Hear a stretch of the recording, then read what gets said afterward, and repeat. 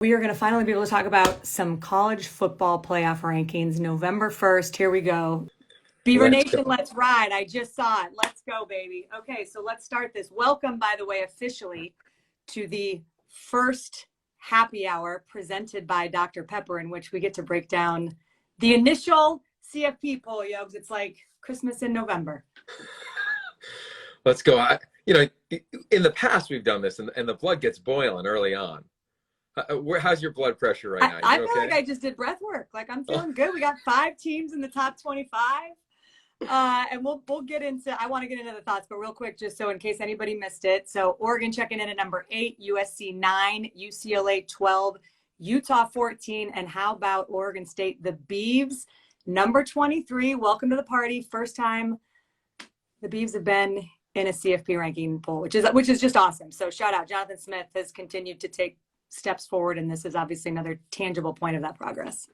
Yeah, it's huge for that team. He was asked in his press conference this week about being in the AP top 25, and we know him. He's so like low ego, high output, but it's a big deal. Like in recruiting tonight, whether you're here in LA where I am or the Bay where you, Oregon State recruits or commits, they're flexing a little bit right now.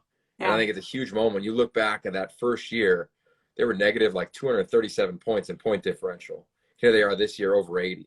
Like just that rebuild, giving him time, Scott Barnes picking the right guy, like he nailed it. And now UW, who I would imagine is right outside of this. Yeah. Like probably the next 5.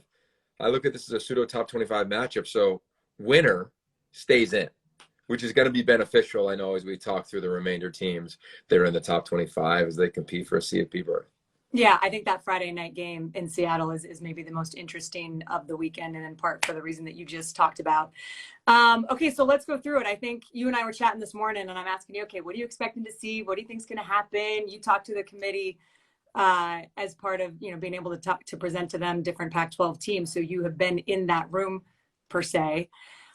We always learn something about the committee when they come out with the rankings for the very first time, whether it's surprised at how they treat certain things or how they're looking at certain things. So I guess big picture, what did you learn about this year's committee, Oaks? Well, you heard it from Boo Corrigan, who's the chair of the committee. So we don't look at conferences, we look at teams. Well, I look at the SEC conference, and I understand the historical respect to it. But when I look at where Ole Miss sits, they beat a bad A&M team. I'm not saying it's just telling the truth. Like they lost to LSU, by a lot. I look at Alabama, and there was credit for them in a close win over A&M, who isn't good. They got 3 conference wins. I understand the tight game with Tennessee, so I see the Bama thing, but I think the Ole Miss thing jumped out to me, to be quite honest with you. And I think that conference, of course, there's a stranglehold on it right now when you look at where the rankings sit. But that was my biggest takeaway. Number 2 was TCU. Yeah. Like, I don't think that's an accurate portrayal when you look at 4 straight ranked wins, even if they're AP ranked wins, however you want to define that. They've done what nobody else has had to do, right? They don't play Austin Peay. They play 9 conference games. So I looked at that with our friend Sonny Dykes, and I was like, yeah, outside looking in. But I will say this, when you really look at it, as I kind of peer over my little cheat sheet over here, the SEC is going to take care of itself in terms of all the teams that are ranked higher than Pac-12 teams right now. If you're the Oregon Ducks, I think it's really clear what you want. You either want Georgia to lose this weekend or lose to Mike Leach's team and not play in a conference title game, or you want them to win out.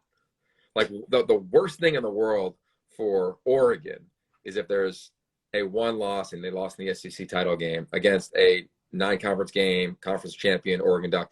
That's going to be the debate. So my takeaway tonight was, well, I disagree with what he said in terms of teams versus conferences. I felt like the weight towards a specific conference, which everyone in the country does that, is dramatic and is felt. And I thought we felt it in the first poll.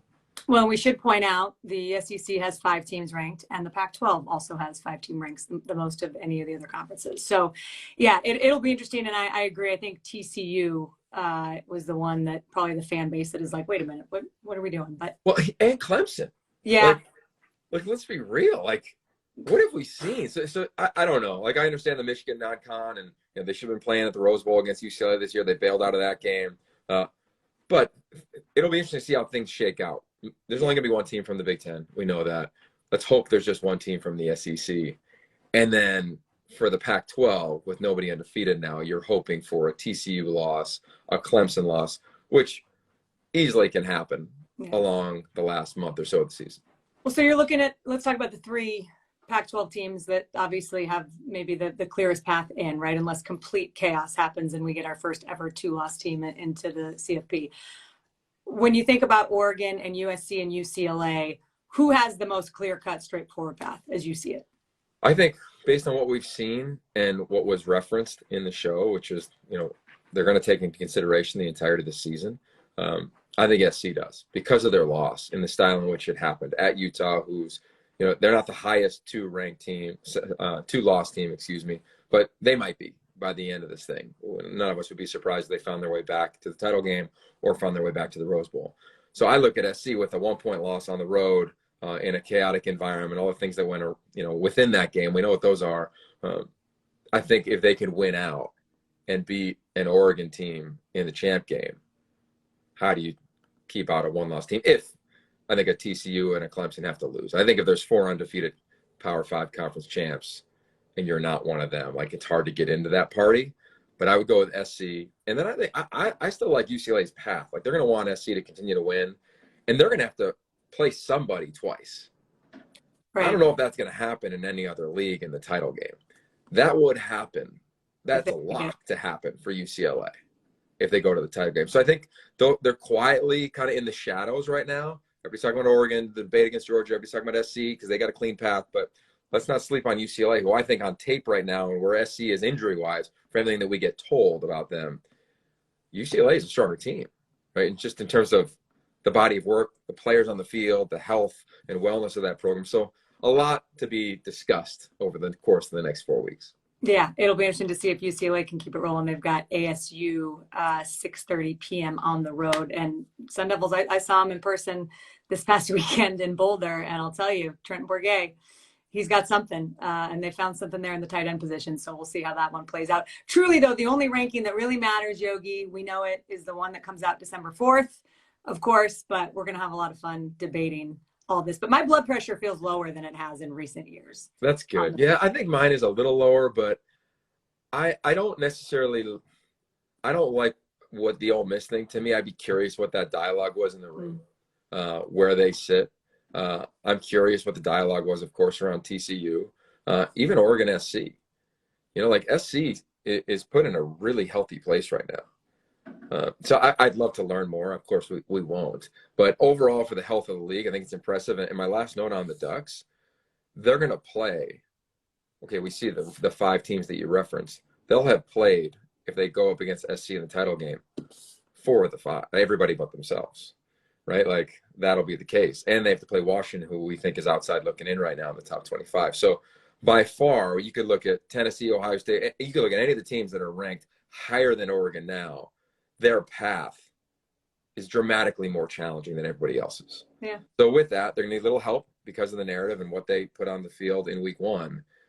But there's a chance for that to happen, because I don't think, Ash, among all the teams, anybody gets the pass. Bama had a pass in 2020. LSU had a pass in 2019. By that, I mean they were that good. You just knew they were going to get in. I don't see any of these teams of like, oh, if you're a 1-loss team and then you don't win your title game, or you're not in your title game, you're automatically in. I haven't seen that this year, and that will be fun to see if, like, the conference weight does go there if we get there at the end of the year. Yeah. So just to be clear, Pac-12 fans, Oregon fans in particular, should be cheering for Tennessee to lose to Georgia. Yeah, I think you're cheering for one of two things. You're either saying run the table, go be a number 1 seed, and make sure that Tennessee doesn't go to the playoff. I mean, because they wouldn't go to the title game. The Bama thing, you knock them out in the title game. That's what you're rooting for when you look at that league. Or you want them to lose and not go to the champ game. And then they could have as many arguments as they want with 8 conference games and 1 loss. And when it's close in the committee, you've gone to the committee, I've been there, where you do the mock exercise. When it's tight, they do go to conference championship 1. Yeah. And I think with the strength that the league has shown in the initial poll, and I don't see much change. I think the top 4 are going to be in this poll by the end. And then we'll see what happens to Oregon State and UW. Maybe both end up in, but I think one of them will be in there. Then you can't knock the strength of a conference with a conference championship when you're not playing in one and you've only played 8 conference games. Like I'd imagine that argument will be made, or that fact will be stated. It'll definitely be stated by us. And I know Rick George is living it in the room. For So sure. we'll see. We'll see. But those are the 2 things I think you want to hear about. I'd say in my heart it feels a little bit more. I'm all in on the Bulldogs winning out and winning big. Just let them get in, because I don't want to get into that.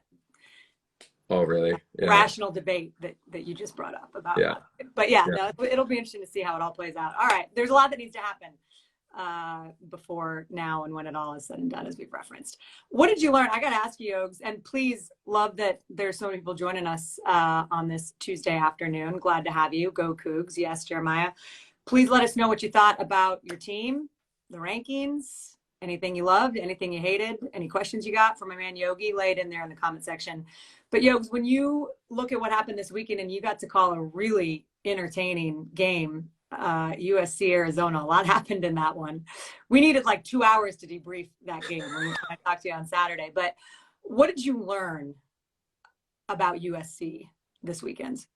I thought it was a character win from the program. And that's where, like, I still think Lincoln Riley, the most impressive thing he's done is to get this team to blindly trust. And by doing that, he chose the right people to come in, right? It wasn't like everybody on this team was a proven performer at their previous school. It wasn't offense. But you look at defense and you're like, okay, Solomon Byrd, how's he going to fit into this thing? You can go up and down the list. Tyrone Taleni, how is he going to fit into this thing? Eric Gentry, how's he going to fit in this thing? He kind of knew what Mekhi Blackman was going to be. But that's where I'm just so impressed.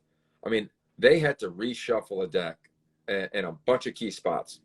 Offense, they're deep at wide receiver, probably as deep as anybody in the league. You could argue the country. Kyle Ford, career day. Taj Washington, not a career day, but one of his best performances in his short time at USC. Defensively, it was Tuli Tuipulotu. Actually, he's playing middle backer. He's playing interior defensive lineman. He's playing edge. He did everything for them. So I just think that team, they could have sulked at the end of the half. Like they could have been complaining. I'd imagine they just turned it into fuel. And I just give Lincoln all the credit there. I just really think, and Coach Peterson, our friend, told me this when he got the UW job, said, how long does it take to build the culture? And he didn't flinch and said 18 months. Well, Lincoln's done it in less than 9, right? When you look at how this thing has started to now. And I just think it's impressive in terms of how these guys have bought in. Caleb Williams playing as good a football now as anybody in the country at quarterback. Bo Nix has been more consistent, but Caleb and Bo, I think, are in the conversation for player of the year in this league and beyond. DTR, I'd put him in that conversation too with Charbonnet. But that was impressive.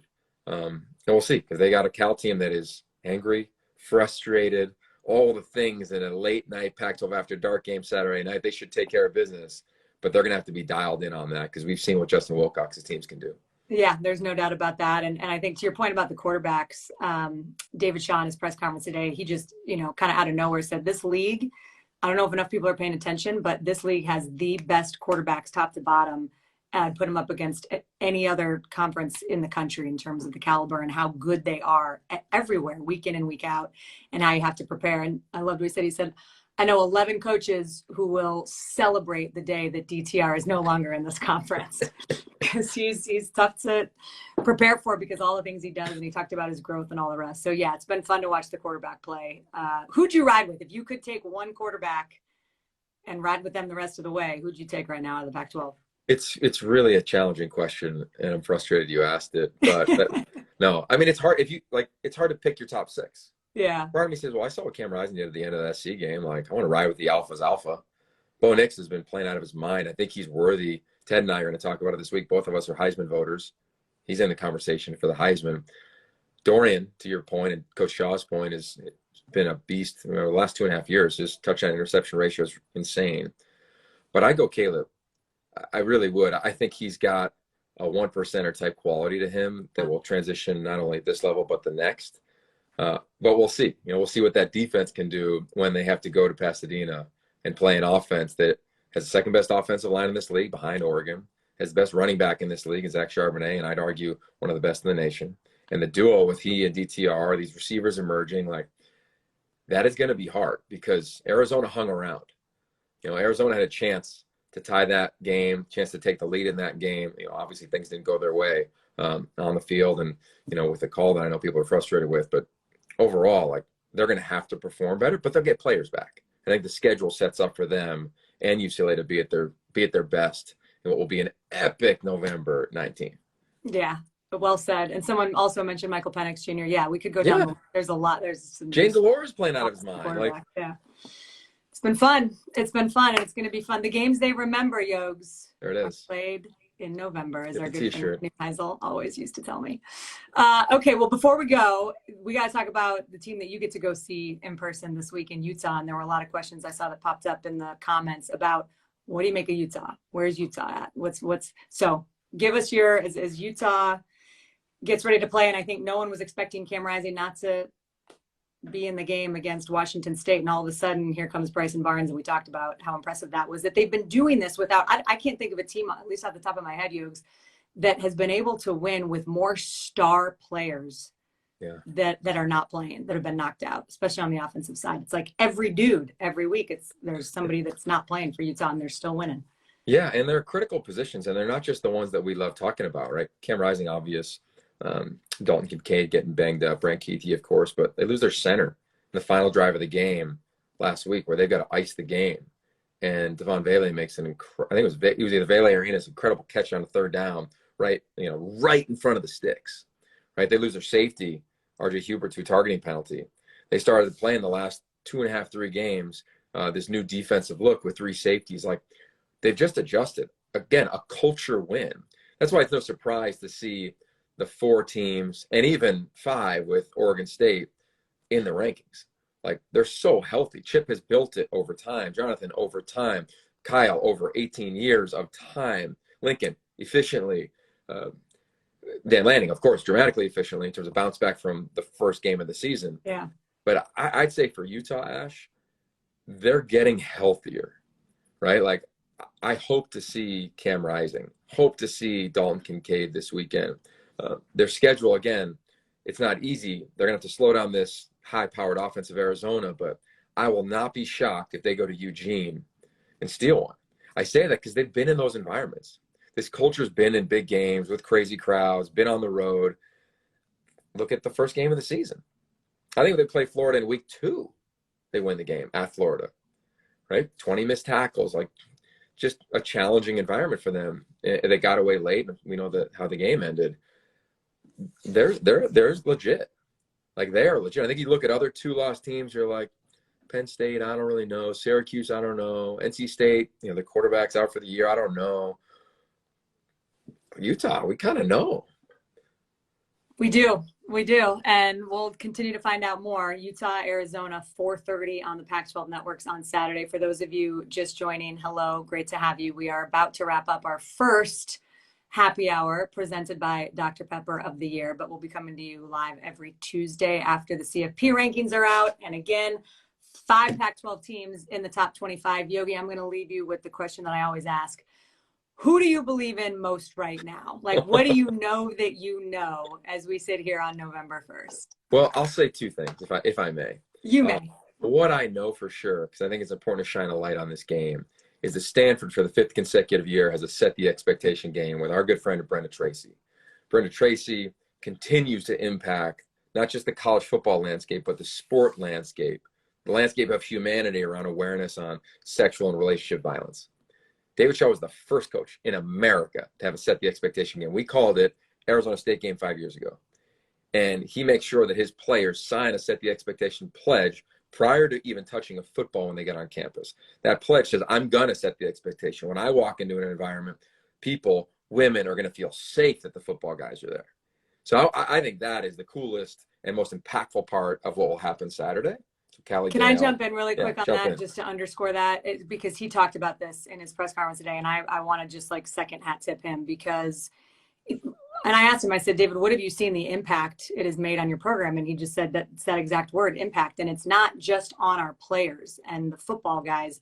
You look around campus, everybody, students, teachers, faculty, they're all wearing set the expectation shirts. And he said, and it is, for the last 5 years, you've seen the impact that she has made every time she is with the team. So glad you pointed that out. I'm glad you snuck that in there at the end, as you always end up just, knowing just the right thing to say. Okay, what's your last point? Okay, so then what team do I believe in most?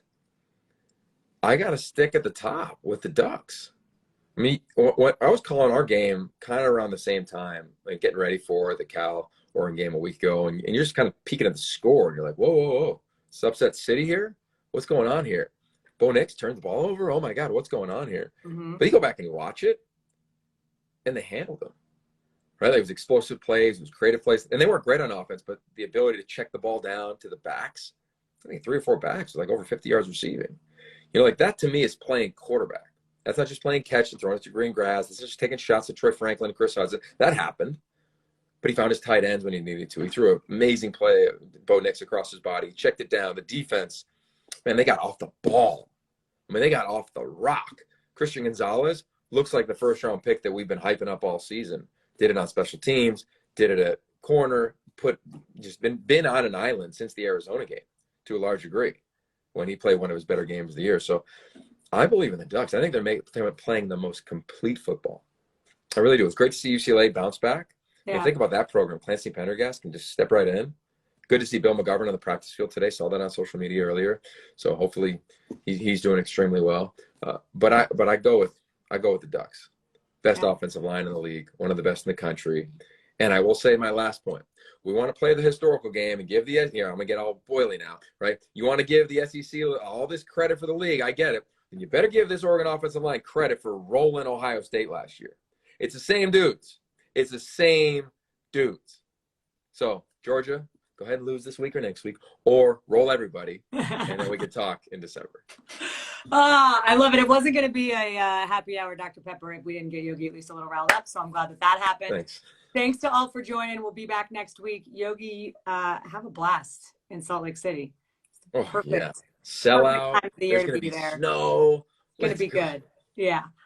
We also, I should mention, have the Washington State-Stanford game on Pac-12 Network. That's the first in our doubleheader. And join us from the pregame. I will be at USC. I'm coming down to SoCal this weekend. We will be ships passing in the night. Our coverage starts at 11:30 a.m. Pacific time from the Coliseum.